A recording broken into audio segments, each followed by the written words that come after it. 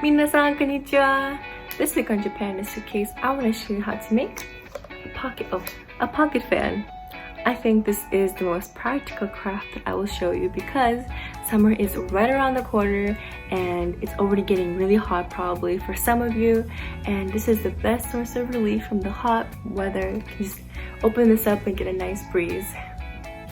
As I always say, this is a pretty easy but also cute craft that takes less than 5 minutes, I think, and the materials are pretty easy for me to get. I mostly had them at home, or you can get it at your local stores. Now, I know this fan does not look super traditional compared to the Japanese or East Asian fans that we usually see, but I still want to give you a rundown about Japanese fans and their impact on Japanese culture and arts. Now, folding fans can be seen all around the world, but they originated from Japan. And in the very beginning, when they were first made, they were mostly used for hot weather, just to get a breeze or against the sun. But of course, as the craftsmanship became more sophisticated, the upper class began to use them. The upper class would mostly hold these fans as an accessory for their outfits whenever they would go outside, or they would keep them at home and only open them up for special occasions. Fans would even be used during war times. The leaders would show their soldiers different signals of what they needed to do, and some soldiers even kept weapons in their fan.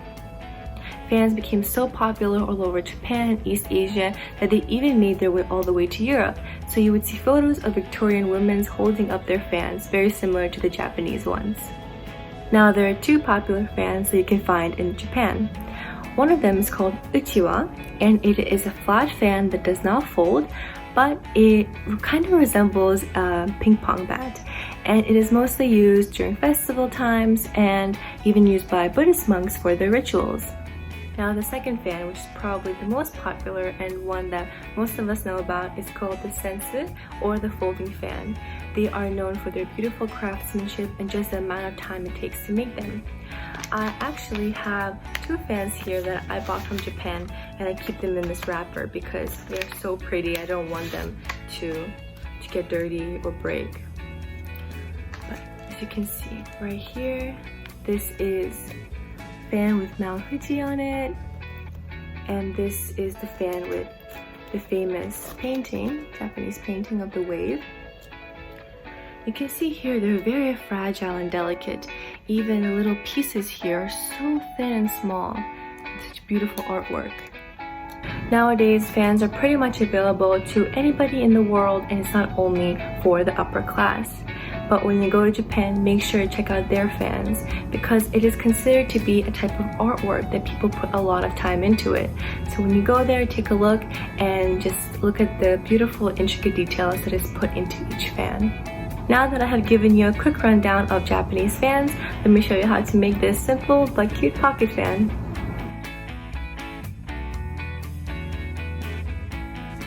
Okay, I am starting off with my paper, and mine is pretty big and yours doesn't have to be. You can use regular printer paper or whatever you have at home. But to measure it, you need it to be the length of 1 popsicle stick. As you can see, mine is the length of 2 popsicle sticks, so I will be cutting it in half. The reason being is that in the process we will be making 2 fans and connect them into one.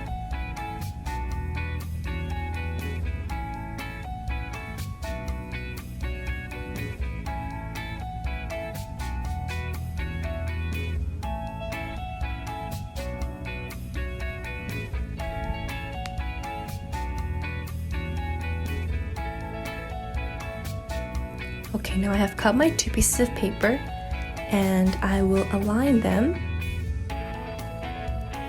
and I will be cutting off a little bit because I don't want my fan to be too thick.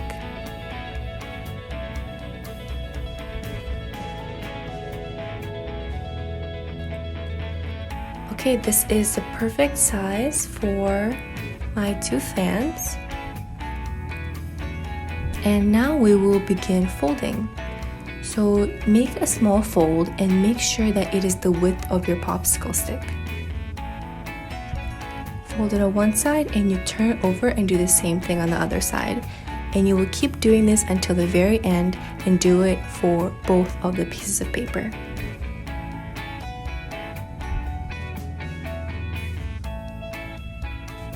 Alright, we have finished folding both the papers, and now we will fold them in half.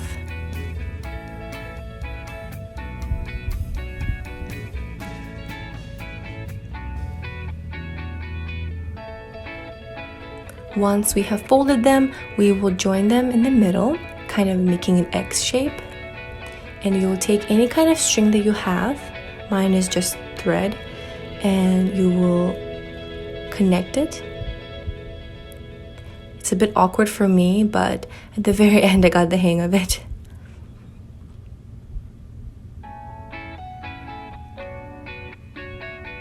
Once you are done, you can cut off excess string on the back of the fan, and now it is time for us to start gluing.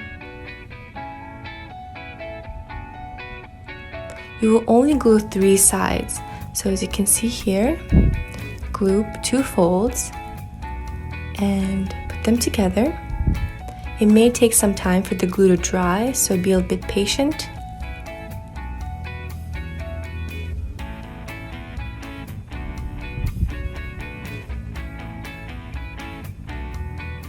Now we'll do the same thing on 2 sides.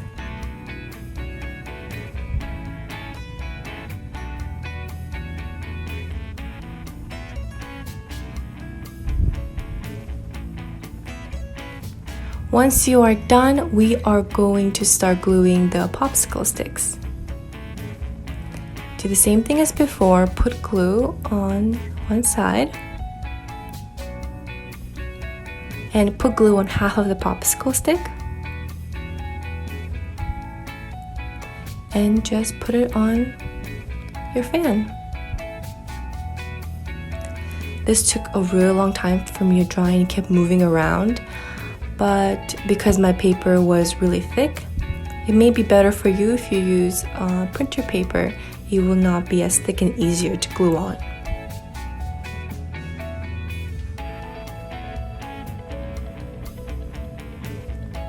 Once you finish gluing it, you can leave it like this, or you can actually close the fan and put it under a book so it has a little bit of a weight for the glue to dry. Now that I had left it out for 10 minutes, it perfectly dried, and you can see how it opens up and it looks so pretty.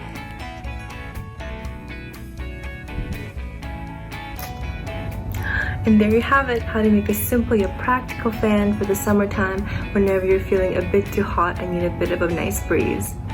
I have made several of these because my family members have been using this, and it's been so easy to carry around with you anywhere that you go.